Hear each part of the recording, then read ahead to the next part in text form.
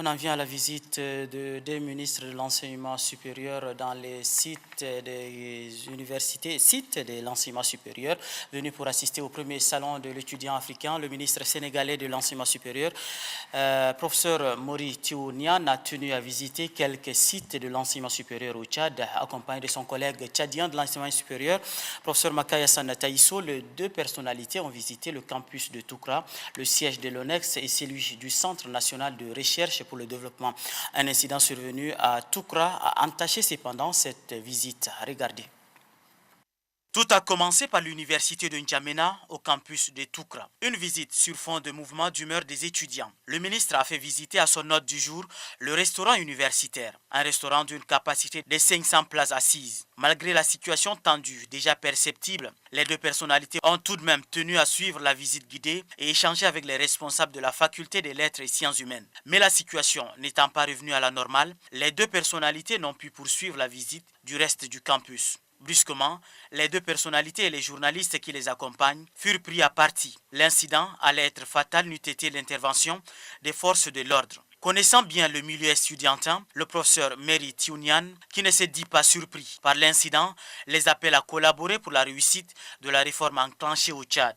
Lorsqu'on touche aux questions de réforme, lorsqu'on touche aux questions sociales, c'est tout à fait naturellement que les étudiants s'opposent. Mais il y a le temps de l'explication, il y a le temps du partage et il y a le temps de l'acceptation des décisions prises. Et ce temps-là, il faut lui consacrer du temps. C'est-à-dire qu'il faut échanger avec les jeunes. Il faut aller à leur rencontre, je peux vous en parler. Si nos étudiants critiquent ce que nous faisons, c'est tout à fait naturel, c'est normal. C'est les autres qui peuvent ne pas comprendre. Mais la seule chose, je leur dis, il faut mettre en avant la force de l'argument par rapport à la violence. L'Office national des examens et concours du supérieur a constitué l'étape suivante de cette descente de terrain. Une structure qui coordonne l'organisation de tous les concours d'entrée dans les écoles supérieures et professionnelles. À ce niveau, l'hôte du ministre fait savoir que le Tchad est en avance. Le Tchad est membre du Conseil africain et malgache de l'enseignement supérieur. Il y participe dans l'ensemble des activités.